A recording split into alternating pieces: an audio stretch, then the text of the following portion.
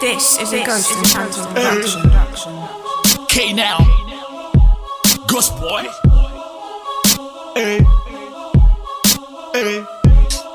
Oh man.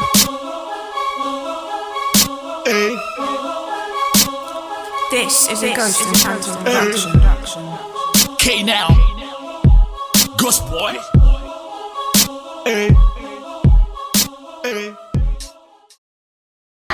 Okay, my name is Jane Rose Wangare Wanjiko. I'm a Mama KJ, but kuna watu pia uniita Kari. Yeah. And I'm a mother. I'm a proud mother of one boy, anaitwa Jay. And I arrived from Saudi Arabia 3 months, almost 3 months. That is January 20th. That's when I arrived, and I'm glad to be back. And nilizaliwa a place called Karura. And that is 1990. That's when I was born. And then I went to school, Wambui Primary School. Hadi nikamaliza. I went up to nikasoma class 7. And then I transferred to my mom shifted. Akaenda Kitengela. So hapo ndio Kitengela ndio nilimaliza class 8. My life was, I can say it was okay. Struggles hapa na pale, because my mom was a single mom, so a bit of struggles hapa na pale nini, but I thank God nilimaliza shule class 8, and then I was able to go to nikaenda high school. I went to Iganjo Memorial High School, which is in North Kinangop, na huko ndio nilimaliza form 4. After some time I had kuna auntie yangu alikuwa ameenda Saudi Arabia, and then alikuwa amerudi.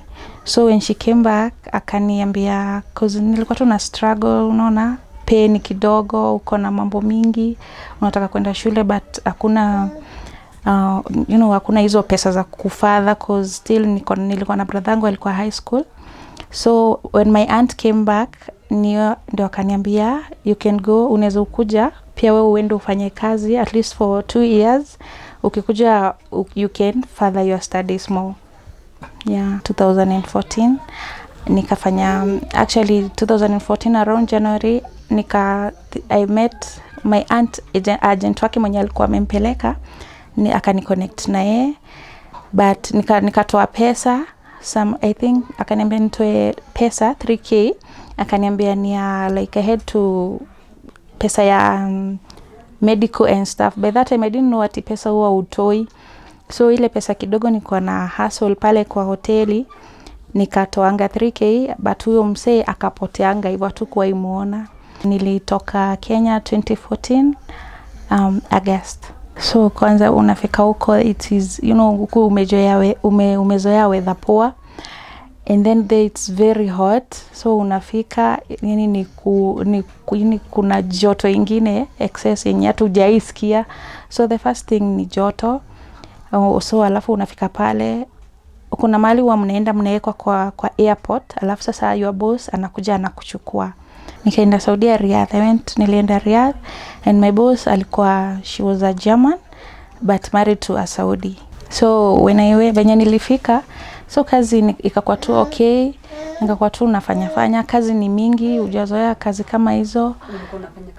Kazi ya usafi, but okay, unajua sasa huko hujazoea usafi hiyo kama hiyo. So huko huko watu wengi mko na nyumba za gorofa, so unapata ni chini juu, alafu kuna juu ingine kabisa. So unapata unaambiwa uoshe the whole house, you say. So kazi tu mob, kazi za kuosha ukuta nini vitu kama hizo. When I was there huyo mzee alikuwa mgonjwa, he was diabetic. So mzee mwenyewe analala mchana, he wakes up at anaamka jioni 5. So mchana mnashindana the lady, and she was very harsh. Alikuwa mharsh, yani unajua sasa ni huko German. So alikuwa tu, she was very harsh, yani, but ilikuwa tu unamvumilia, unaona. Nilikuwa tu najaribu kuongea, cause pale ukiingia pale you have 3 months. 3 months mnajaribiana, it's like mnajaribiana, it's wanaitanga probation. So mnajaribiana, if kama wewe ni boss umeniajiri, if you within 3 months useme kama unanilike ama unanitaka niendelee kukufanyia kazi, and at the same time mimi niseme if naona kama tutakuwa sawa, you see. So kama hizi 3 months na nimeona hatuko sawa ama wewe umeona hatuko sawa, tutaendana, you can return me back to the office, unaona. And then the office inakupeleka maybe to another house, unaona. So for me within the 3 months nilikuwa nimefanya kazi. Within the 3 months they were not all that bad, hawakuwa wabaya, unaona. So nilikuwa najaribu nini, but after 3 months so ndio wamekuchukulia ID, unaona. So that's when sasa vitu zinaanza kubadilika. Of course kama umeshamaliza 3 months hawakubali kukubadilisha, si wengi wanakubali kukubadilisha, yeah. So after the 3 months ikakuwa yani too much work, alafu ukitaka kutumiwa pesa pia it's a struggle, hataki kukutumia pesa. And then ule mzee, he was very good, mzee alikuwa mzuri, but the lady she wasn't good, unaona. So but shida ilikuwa huyu mzee analala, mimi naamka asubuhi, yeye amelala asubuhi, you see. So the whole day he's asleep. So hata yeye hajui what I'm going through, unaona, but at least yeye alikuwa ananisikiza, but sasa hajui chenye kinaendelea. Na uwezi shinda ukienda kucomplainia mzee kila kitu, unaona, kwa sababu hawatakangi uongee na wazee. Anataka kama ni kitu you go direct to the lady. But sasa in this situation she was the one mwenye alikuwa mbaya, unaona. So after 3 months nika struggle tu hivyo, tulikuwa tunasumbuana nini tunasumbuana sana. I used to ninapigia my agent wangu mwenye alikuwa amenipeleka huko, ninawaambia wanibadilishe nyumba, hawataki, unaona, kwa sababu obviously wakiambiwa nikibadilishwa they have lazima wapeane msichana mwingine. So ilikuwa wataki kunibadilisha, so ilikuwa tu nina struggle huko until nikafika 10 months. Mostly watu wengi huwa unalipwa and then you sign, you see. So mimi nilikuwa ninalipa kwa sababu ilikuwa wataki kunitumia pesa, ilikuwa it was a struggle wao kunitumia pesa, unaona. So ilikuwa ninalipwa, nina sign, but they keep the money for me. Hata venye nilitoka huko I still left 3,000, niliacha 3,000 wako wamenipea, but umeshikishwa pesa na umesign but hujapewa, umeekewa. So after 10 months so I used to struggle sana, nilikuwa ninapiga home. I used to ninatuma madhe aende kwenye ile agent yenye ilinipeleka, at least wajaribu kunibadilisha nyumba, but hawataki, unaona, kwa sababu wanakwambia ukienda huko nje kazi zenye nyingi zinafanywa huko nje ni za umalaya, unaona. So that's how they wanakudiscourage kukimbia, but sasa ukiwa pale wewe ndio mwenye unateseka. So I had friends, nilikuwa na marafiki na pia neighbors na walikuwa wananiambia ni if at all I'm going through a hard time nikimbie, unaona, but sikuwa decide. But when niliona it has become too much, ndio I decided to run away. So nikakimbia kwa sababu actually mimi si kutoka tu nikakimbia, nilikuwa kuna mtu anaenda pale na anakimbia within 1 month. Kuna mtu anakimbia within 2 weeks, unaona. So for me nilikuwa tu nimejaribu kuvumilia, unaona, but ile watu kwa sababu unaambiwa ukienda huko nje kazi zenye utakuwa unafanya ni kazi mbaya, so inabidi ukae pale unateseka. But you know, nikaona imekuwa too much, so because it came to a point they had a daughter. So msichana wakaanza kunilock kwa nyumba kwa sababu nilikuwa nasema wanibadilishe hao, because I was fed up na kazi nyingi, pia hiyo pesa kukutumia ni struggle, kutusiwa, a lot of things, unaona. Pia kuongea na simu, nilikuwa wamenipea simu, but pia kuongea na simu ilikuwa tu shida, unaona. So it came to a point that huyu msichana tukakuwa tumeenda kwa msichana wao, and then wakakuwa wananilock ya kule juu. I used to sleep up. So wakakuwa wananifungia kwa room so that nitaamka, nitatoka, I can only go out wao wakiamka ndio wanakuja kunifungulia. And then there was a time, kwa sababu nilikuwa na insist sana wanibadilishe nyumba, kuna time hata alikuwa huyu msichana amechemsha maji anataka kunichoma na nini, you know, the easy birika, the kettle, alikuwa anataka kunichoma. And then sasa hapo ndio niliona I cannot stay anymore. And most of watu wengi wakikimbia huwa una pretend umeenda kutupa garbage, cause takataka unatupa outside the gate. So I just pretended that ninaenda kutupa garbage, and I took the garbage with me, and nikateremka. And then when I was coming from my room, kwa sababu I was up, when I was coming from my room nilikuwa nimechukua abaya, si unajua abaya, and I put it in nikaiweka kwa karatasi, kwa hiyo karatasi ya takataka. So I put my abaya there, and then nikishuka chini stairs nikasikia huyo msichana akikuja, kwa sababu alikuwa mkubwa. So akikuja, she's coming, unasikia steps, unaona. So venye nilikuwa nashuka na yeye anapanda, so nikamsikia akikuja. And then kwa sababu nilisuspect atataka kujua ni nini niko nayo kwa karatasi, kwa sababu walikuwa wana sense I might run away, unaona. So nikishuka hivi chini nikakutana na yeye, nikamsikia akikuja. So I had to go back, nikarudi kwa room, nikatoa ile abaya kutoka kwa hiyo karatasi ya takataka, and then I put it back. Sasa nikishuka chini tukakutana, na venye tulikutana akaniambia ni nini hiyo umebeba, unaona. So lucky for me, ile abaya nilikuwa nimeirudisha. So aliponiuliza nini umebeba, I just told her ni takataka, and she was like I want to see, unaona. Akachukua hiyo takataka akaangalia, and then when aliangalia akanipea, unaona. So mimi nika proceed kuteremka na yeye akapanda juu. Sasa venye alipanda juu mimi nikashuka, and then hapo sasa nikakuwa nilikuwa nimeka, kwa sababu unavaa uniform, nilikuwa nimedecide I'm not going back. Nilikuwa tu nishaamua I'm not going to stay, kwa sababu ilikuwa nimekaa hata 1 month without even talking to my mom, unaona. Wanakuwa wakupei, hata ukiwaambia wakununulie hata you know like wakununulie credit weke simu so that you can talk to your family, hawataki. So nikashuka nikateremka, and then nikasema sirudi. I went nikajifanya nika pretend tu, nikaenda nikachukua takataka zingine za jikoni, nikaziweka pamoja, and then nikaenda nikatoka kwa gate. Venye nilienda nikatoka kwa gate, nikaenda nikatupa takataka, cause the bin ya nje ilikuwa tu hapo hivyo karibu. So nikaenda nikatupa takataka, and that's how nilikimbia nikiwa nimevaa uniform and slippers. Hivyo sasa ndio nilikimbia hivyo.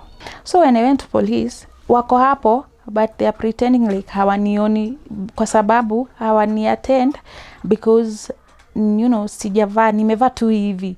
Hata unajua uko unaheshimika sana kama mpaka unafunga nywele. So mimi nimevaa tu uniform, alafu niko na slippers. So they are not even talking to me. Ninajaribu kwenda kwa approach askari,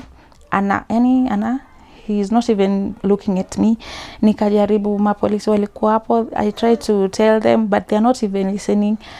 Nikajaribu mpaka by that time niliweza kukimbia na simu yangu. So I even called, nikajaribu kucall, I don't know, it's emergency ya huko, polisi ya huko. I tried to call, nikajaribu, but sasa wale wanaongea mostly Kiarabu, so amuelewani, na sikuwa nimekaa huko sana. Ikuwa 10 months, but alafu the house I was in mostly walikuwa wanaongea English, so sikuwa nimejua Kiarabu sana. So ndio wale askari hawaniongeleshi. So I decided sasa hizo my mind ilikuwa blank. Nilikuwa hata niko na marafiki, ningewaambia niende kwao, but nilikuwa tu blank, hata sikumbuki anything. So that nikaona wa polisi hawaniongeleshi. Nikatoka hapo, nikachukua gari ingine, and I told the guy anipeleke to a shop. So akaenda akanipeleka kwa duka, and that's when nikanunua, I bought SIM card ya internet. So nikanunua SIM card ya internet, nikaeka, and then hapo ndio nikaanza kuongea na watu, but still I wasn't decided kukimbia. Ni mimi nilikuwa tunataka kurudi nyumbani. And then nikiwa tu hapo, ilikuwa bado nikaanza kulikuwa kuna group ingine nilikuwa nimeingia, so nikakuwa naongea nao na watu hapo, nikamwambia nimekimbia, naona kwa sababu walikuwa wananijua, nikamwambia walikuwa wanajua zile struggles nina go through. So nikawaambia nimekimbia na sijui kwenye nitaenda, but nikiwa tu hapo nikaona tu taxi ingine,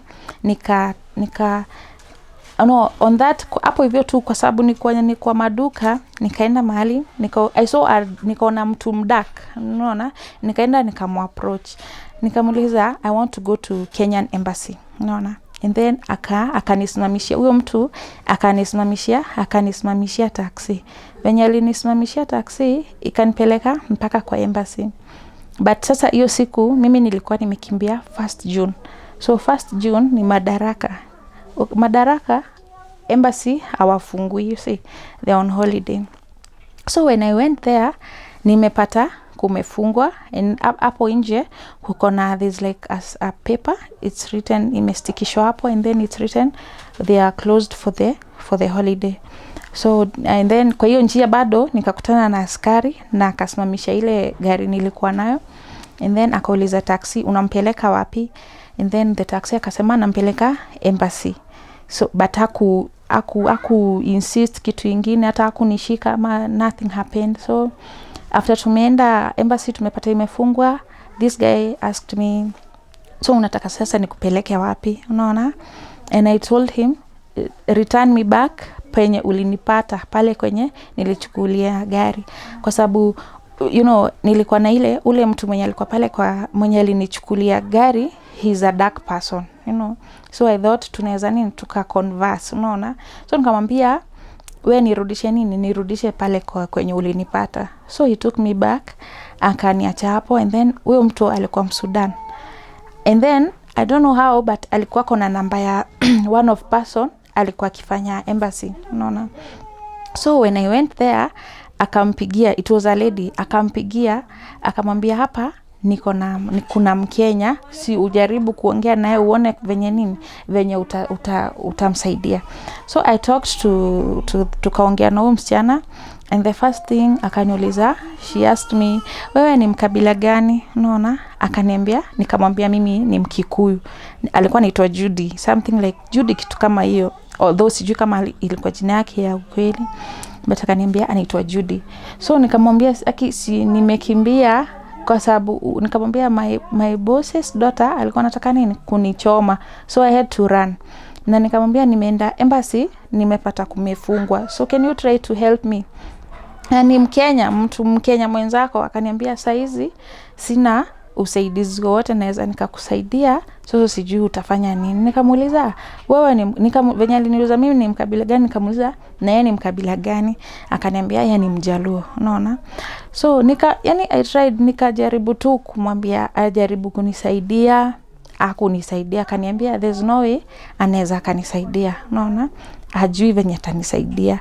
Na huyu jamaa alikuwa hapa, alikuwa ameniambia that lady works in the embassy. So I was left hapo, sijui, you know, niko stranded, sijui sasa nitafanya aje. So nikakaa hapo, saizo sina uniform, sina anything, niko tu na slippers, no, niko na uniform, sina abaya. And then nikaanza tu kutembea tu hapo, you know, saizo yani ninatamani polisi wakuje wanishike, lakini hata hakuna mtu ananishika.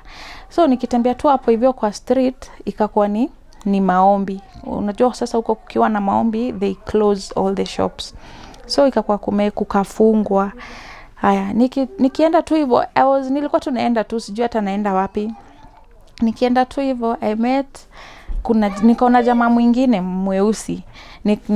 Nikamuapproach.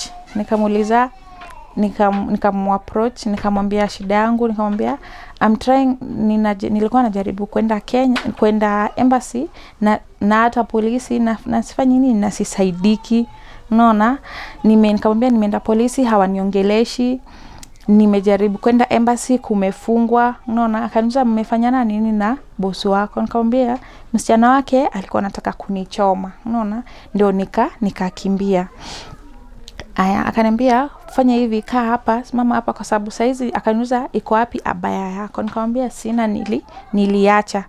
Akaniambia basi kaa hapa, maombi ikiisha nifanya nini, uingie kwa duka nikutafutie kwanza abaya, unaona. So by that time kwa ile group nilikuwa nimeuliza if at all kuna mtu anaweza nisaidia, na Makiu nilikuwa niko na, there was a friend of mine tulikuwa tunasoma naye primary, na alikuanga akiniambia nikimbie, but and then there was another girl, a neighbor, pia alikuanga akiniambia nikimbie before, unaona. But nikiwa pale ilikuwa hata siwakumbuki, unaona, yani my mind was like blocked, ilikuwa sikumbuki. So from that group ndio someone, another guy akani connect na another lady, unaona, huyu alikuwa amekimbia, so akani connect naye, and then we started talking, and then hapo ndio sasa nikapata at least place yenye nitaenda. So after the prayers, kwa sababu prayers zina take maybe 15 minutes 20 minutes and then they open. So this guy akaniambia after the shops zimefunguliwa, akaniambia kama I take you ufanye nini, nikununulie abaya. So tukaenda, and then he bought me abaya, akaninunulia plus the kitambaa, and then kuna ingine unafunga hapa inaitwa niqab. So he bought me those 3 na pesa zake, and then akanipandisha taxi, akaongea na, so that lady kwenye nilikuwa naenda wakaongea na huyu jamaa wa taxi, and that's how sasa nikapelekwa kwa huyu dem. Yes, and that's how sasa nikakuwa sasa officially nimekimbia. So kutoka 2015 June up to 2022, kwa sababu nimeingia 2021 November ndio I was arrested. Yeah, it's like a span of maybe 8 years. So how were you arrested? I was arrested in the house. Yeah, kulikuwa yani kuna wanashikana sana. For now wanashikana sana. Watu wengi, so many people, watu wengi, yani watu hata wanasema they have never seen kama hii, kuna shikanwa, but akujai kuwa kama hivi, wameshikana sana. So wakati nilishikwa, I was just in the house, so ni ile even now wanaenda wakishikana, wanakuja, maybe mnavunjiwa mlango, mkivunjiwa mlango, unaulizwa kama uko na, there's this ID unapewangu ukienda huko, unaulizwa kama if you have the ID, you say, and if you don't have the ID, unaarestiwa cause wanakuona uko illegally, uko yani illegally. So wakakushika? Yeah, nikashikwa, wanakuja like I was arrested, like they were like 8 police, wanakuja wanakuuliza uko, so I was arrested, and then there was my neighbor, she was from Uganda, tulishikwa naye pamoja. Yeah, and that's how and then my baby, nilikuwa niko na mtoto, so tulishikwa wote tukapelekwa deportation camp. So what happens is ukiwa huko, ukiwa kwa contract, mostly salary inakuanga like 1000 Saudi Riyal. Ukiwa nje it's a bit high, kwa sababu ni ikiwa for now imekuwa kidogo, but before ni 2000, unaona. So at least ukiwa na hiyo, you can get your own, unaweza rent nyumba, like you just rent, mna rent hao, mkirent and then you share, kama mnaweza mkakaa wawili kwa room, mna cost share, maybe a room, it's like a unit moja iko na let's say bedroom 2, and then there's like a sitting room and kitchen, na tuseme let's say 2 bathroom, so you share na mnashare sasa rent. That's what, hivyo ndo watu sasa usurvive. And then kitu mzuri na huko ni huwa mnalipa na miezi 6, ulipi ati monthly, so huwa mnalipa for 6 months at least, hapo ndio inakuanga advantage. So au ukipata job unaenda tu kazi, but at least unajua hata ukikosana na Mwarabu, kwa sababu you can never predict Mwarabu tu ni unpredictable sana. Unaweza uende kama unaenda kutupa hiyo garbage, maybe ni mwisho wa mwezi, hataki kukulipa. So many people wamefanywa hivyo. Mtu anaenda kutupa takataka, ukienda kutupa, Mwarabu anatuma kama watoto wanakuja, wanafanya nini, wanafunga mlango. And of course milango za huko mostly huwezi fungua ukiwa nje kama hauna key. So ukifungiwa you don't even know uko stranded, hujui utafanya nini. So inakuanga advisable ukiwa nje at least you have a house, ndio maybe unaweza kukosana na Mwarabu akate hata kukulipa akufukuze, at least you have somewhere you can go, unaona. Okay, kila mtu unakwanga ukitegemea kuna time maybe itai kuja utashikwa, but watu wengi unakutana kwanga tuko na hopes ya kwenda kwa embassy, because there's a way unaweza enda kwa embassy and then they process for you, wakuprocessie karatasi but you pay, unaona. But sasa saizi huwa unaenda wanakukalishia sana hiyo karatasi, so watu sengine unaenda unajipata hata umeshikwa ukiwa kwa process ile ya kutravel na embassy, unaona. So watu tunaomba uende na embassy, but at the same time unaweza tu ukashikwa kama ujui, kama ukienda nje kwa barabara ushikwe, unaweza tu shikiwa anywhere. Kama mimi nilishikwa kwa hao, mnakuja mnavunjiwa mlango, and then hakuna uwezi yani resist arrest. Kwa sababu of course unajua uko una vibali za kufanya ukae pale, so there's nothing much you can do. Nikashikwa nikapelekwa deportation camp, and then unaenda unapata watu yani there was a lot of people, over like 300 girls venye niliingia hapo, and nilishikwa November around 20th, and tulideportiwa nilifika January 20th. So I stayed for 2 months, approximately 2 months hivi. Life ni ngumu, deportation life ni ngumu. Hata mimi sasa for now nikisikia hata mtu anakimbia hata namwambia hata yani nikifikiria life ya deportation, hey, ni ngumu. Sijaona kitu kama hiyo. Yes, food is plenty. Sasa sijasikia mtu akicomplain about food is in plenty, but mko wengi, so the place of course it's congested kwanza, so hakuna, it's one room, it's just one big room, so congestion. Mnalala, we used to sleep kwa floor, mnalala, you just sleep down, na mko na watoto. Okay, mnapewa blanketi, maybe unapewa 2 blankets, ya kutandika chini na ya kujifunika. So when I went there, I found there was this girl anaitwa Poki Woki, and so when I went there, alikuwa na venye nilishikwa, alikuwa na travel on Wednesday, on Thursday. So at least kwa sababu ilikuwa sasa hakuna space, and then unaambiwa ukiwa when you are new unalala nje, unaona. There's wanaitanga hosh. So kwa sababu venye nilifika hapo nilikuwa niko na mtoto. Sasa huyo dem akaniambia kuja nikusongea hapa, and I was sleeping like here, na 1 meter away ni toilet, unaona. So she told me, wewe kuja nikusongea hapa, and then when mimi nitaenda nyumbani utafanya nini, you will take up this place. So akaenda akanisongea hapo, and then unatandika tu, nikatandikia. Nilikuwa nikiwa kwa nyumba, I used to have a suitcase iko na nguo za mtoto, so ilikuwa tu inakaa tu hapo. So venye nilishikwa nilichukua tu ile suitcase, nikaeka pampers, nikaeka ndani, and then hiyo ndio suitcase yenye ilinisaidia. So venye nilifika pale nikachukua hizo blanketi, and then at least I made a place for Jay. Nikamtengenezea place, at least alikuwa not comfortable, but he was at least. And then mimi nikalala kwa the black bean bags, so mimi nikakuwa nalala hapo until when sasa huyu dem alienda. Okay, nikiwa kwa nyumba nilikuwa niko na suitcase.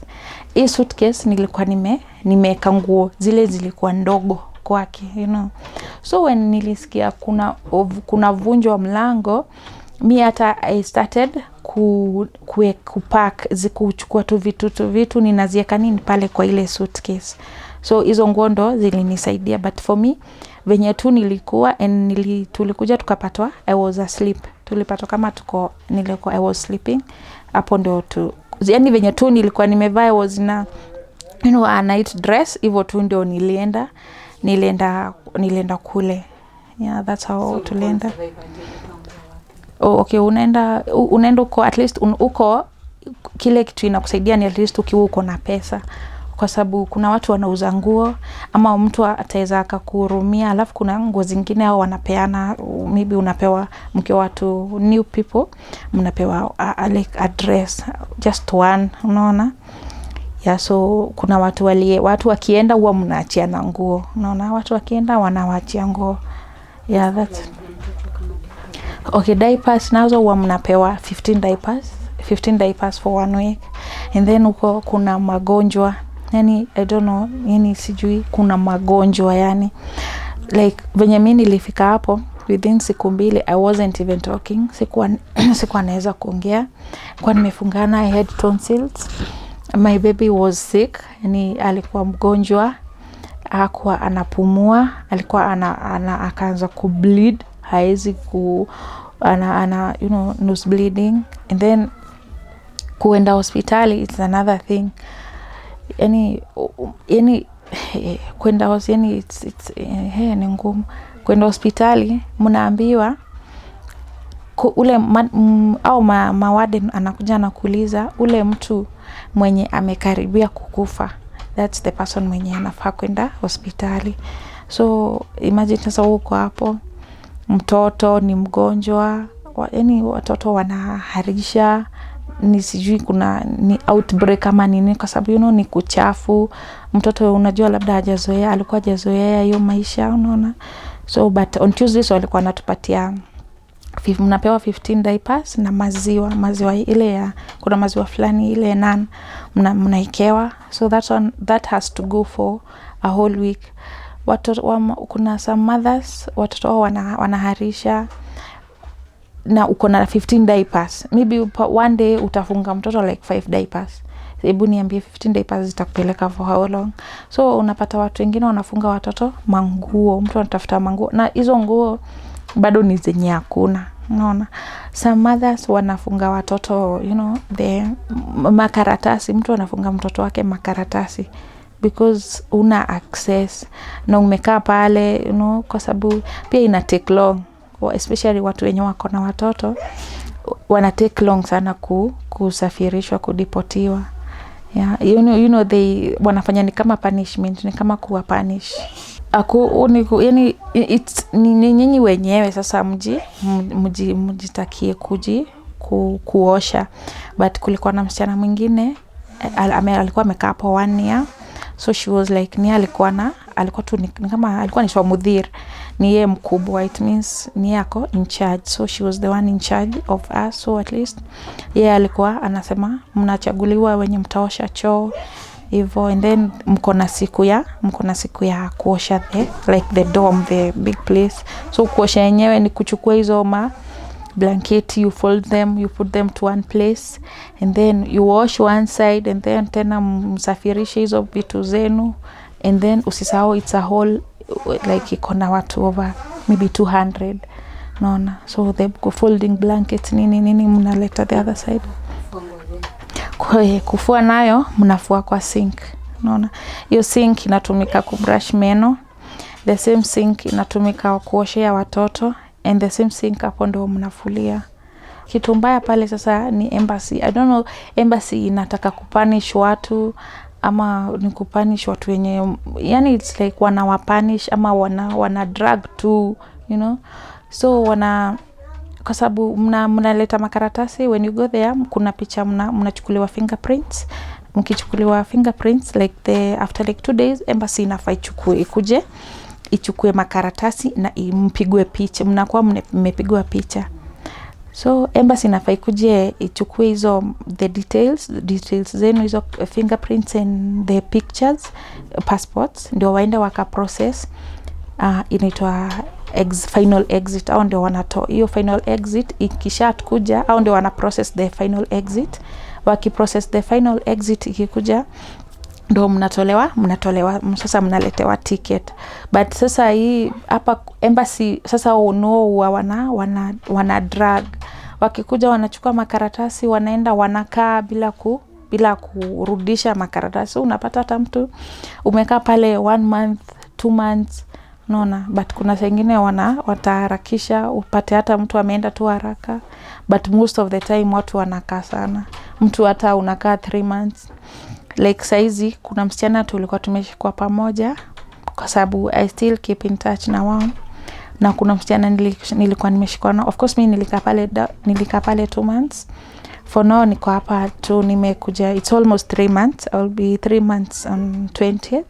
Na that girl, she's still there na ako na mtoto. Ako like 5 months hapo, almost 5 months, na nilimwacha tu hapo. And the reason ni kwa sababu embassy ina majina, venye wanaenda kuprocess hiyo makaratasi, wanaenda I don't know how they change the papers. Unapata kama wewe uko na mtoto, maybe uko na mtoto na mimi niko na mtoto wako anachukuliwa, anaekwa kwa jina yangu. Unaona? So ticket yako, makaratasi zikikuja, ticket ikikuja, inasoma jina yangu na jina ya mtoto wako. Unaona? So tena unaendelea tena kukaa. Unaona? I don't know how, sijui wanabadilisha kwa nini. I don't know how yuko keen ama ni kutaka tu kutesa watu, sijui, but hivyo ndo watu ukaa. Kuna time ilifika ukafeel tu yani you're just tired of this life being there, tired of everything that is happening around you? Yeah, you see, kwanza, you know, ukiwa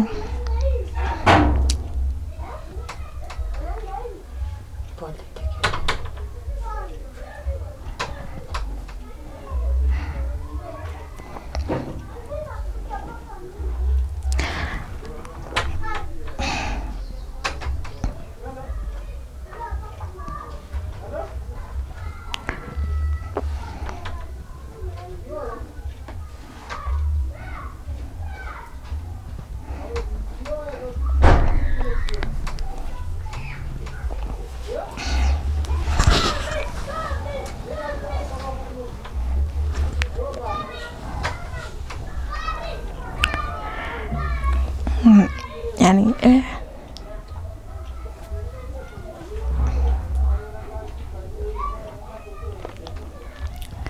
hiyo life ni life hata siwezi nikawish on my worst enemy, especially ukiwa na mtoto and then mtoto anakuwa mgonjwa, hauna access ya anything. Mnakuja mnaambiwa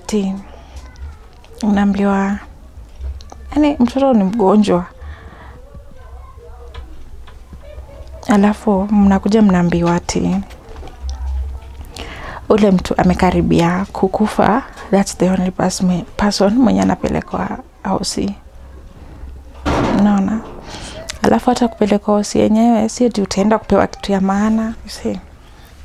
Unaenda tu maybe kupewa mapanado nini, alafu watoto ni yani sijui kuna nini, yani kuna watoto wanaharisha food, chakula ya hapo yenye unakula tu ndo unapea watoto, unaona. And then mtu anakuja anawaambia ule mtu wako karibu kukufa, that's the only person mwenye ataenda hospitali. Yani hiyo ni life I can never wish on, even on my worst enemy. Siwezi, yani hata watu wenye wako huko ndani kama yani nawaonea huruma, you know. And then there's another woman, mpaka mnapigwa, yani like huyo msichana mwenye nimekwambia, she's still there. There was a time ya kishikwa, you know, kuna time unaweza ukashikwa kama kuna venye ukiwa na mtoto, some people huwa wanawapeleka, kuna mtu amefungua like she has a house, and then kama kuna watu wako na watoto, she tells them niletee watoto ndio nitawalelea, mnaenda kazi, unaona. So nyinyi mnaleta watoto kwake, ni kama it's like a daycare, so mnaleta watoto kwake. So unaweza you can be arrested ukue hauna mtoto wako, you see. Maybe uko kazi, because you can be arrested anywhere. Unaweza ukaarrest umeenda soko, duka, unatoka kazi ushikwe, you see. Probably ukuwa na mtoto. So this lady hakuwa na mtoto wake akishikwa, akaletwa hivyo. And then when embassy walikuja kuchukua karatasi, you know, the passport, you know, passport photo, akaenda approach one of the embassy, you know, representatives, anaitwa sorry, I've forgotten his name, mwanaume fulani anaitwa Waithaka. Approach Waithaka akamwambia, I was arrested na sina mtoto, sikuwa na mtoto, what nitafanya nini, how am I going to go about it? And that guy akamwambia, akasimama akamwambia, mimi sijakuja hapa shughuli zingine kujua kama mko na watoto ama hamna watoto, you see. And then akamwita, kuna askari mwingine hapo hivyo mbaya sana anaitwa Sultan, huyo huwa anapiga mpaka watu. So akaita ule Sultan and then akamwambia huyu msichana venye anamwambia, and she was just asking kwa sababu si huyu ni he's a member of, you know, embassy na ako pale, so you can just ask him anything. So akaenda akamwambia, anamuuliza maswali nini, we don't know what alimwambia exactly, but huyu askari akakuja akapiga huyo msichana mpaka akakuwa anamnyonga, you see, akakuwa anamnyonga. And then that girl aka scream.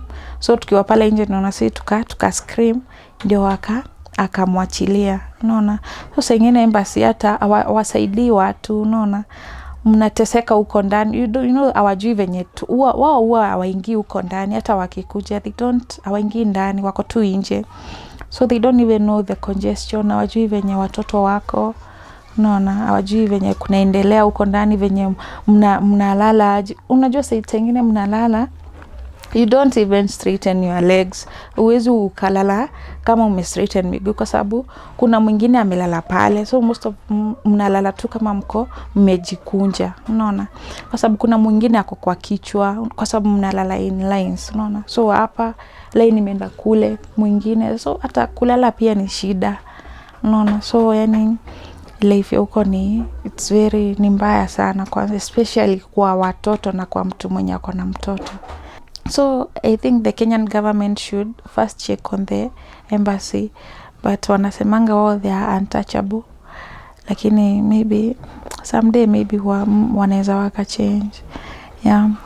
And then kitu ingine ni about the agencies, agents. Unajua agents huwa sengine wanadanganya, you know. I have a cousin alikuwa akienda huko akuambiwa anaenda kazi ya nyumba, and then hata mimi nikienda kuna document huwa unapewa na huwa hawaitiki uso, ukiwa yuko very keen hautasoma hiyo makaratasi, unaona, unaenda tu they just make you sign. So my cousin alikuwa ameambiwa anaenda kazi ya hoteli, and of course hakuna, sidhani kuna makazi hizo za hoteli huko za wasichana from here. And so alienda akajipata anafanya kazi ya nyumba, si ya hoteli, unaona. So sometimes sasa the agency agents huwa wanakudanganya, which is not necessary. Watu wengine, kuna watu tu wanaenda kwa sababu labda hakuna mtu anatakanga ati mtu anaamka tu anasema leo nitaenda tu Saudi, unaona. Ni shida ndo zinafanyanga mtu uende, si eti. I'm very sure 99% ya watu wenye wako huko mtu alipelekwa huko na shida, unaona. Si eti ni hivi tu uliamka tu ukasema sasa nitaenda Saudi Arabia. Ni kwa sababu pia ni risk, ni kurisk, unaona, kwa sababu so many people they are coming back wakiwa wamekufa, bado ni kurisk. So the government should improve on the, you know, agents. Mimi hata ningeprefer hata labda watu wakwe wanaenda tu direct, wasikwe wanapitia huko kwa agents, yeah. Msichana mwenye anaweza, kwa sababu kitu moja, mtu aendi kwa sababu ya shida, yani kwa sababu ya kutaka, unaenda kwa sababu ya shida, but ukapata tu kitu ingine, yani hata ni heri tu uende another country. But Saudi, okay, watu husema Saudi kuna pesa, which is maybe it's true, but ni kuriski sana, ni kuriski kwa sababu hakuna Mwarabu mzuri ni 1 out of 10 mwenye ni mzuri. Kwa sababu utapata mtu anakwambia hawakuangi 100%. Utapata mwingine anakulipa salary on time, lakini ile kazi unafanyishwa ni kama kazi ya watu watatu. Unapata pale pengine hakuna kazi hizo mingi, lakini pia hiyo salary haupati. Yani there's never hakuna mwenye yuko complete. Wengine hata ukiwa nje bado ni it's still a struggle, kwa sababu unaweza enda uko mahali and then wataki kukulipa, na akiwa hataki kukulipa, what is he going to do? Anakufukuza. What are you going to do? Uwezi ukareport, uwezi ukapata mahali kwa kureport, kwa sababu one, hauna document. Utaenda kureport wapi na hata una document? So mtu mwenye anaweza taka kwenda yani ni ku risk na tu kuomba tu Mungu sana. My future plans, I'm planning to go to school, but for now I'm trying to naangalia mtoi for now. Yeah, na plan kurudi kufanya nursing. Yeah, but yeah, it's something ninapenda nursing. Yeah, that's what I'm planning to go into. Yeah. I just want to talk to watu wenye wako na watoi, especially huko. Because it's something I've gone through.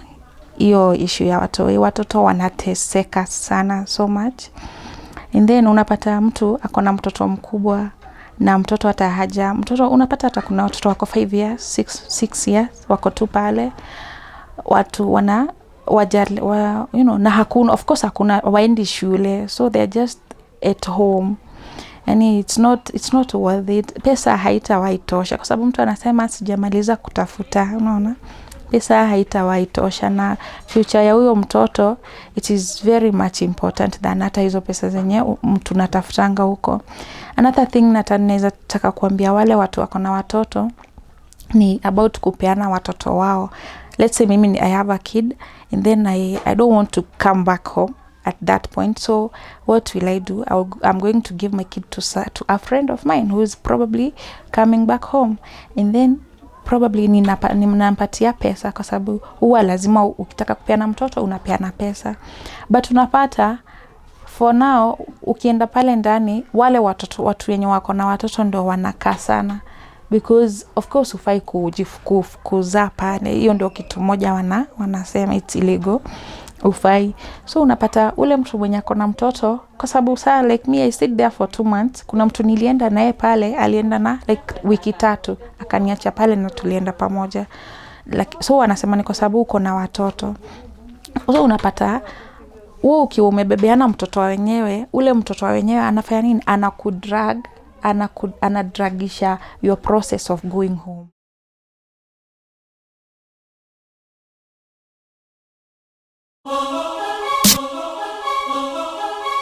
Hey. This is a Ghost and Phantom production. K now. Ghost boy. Hey.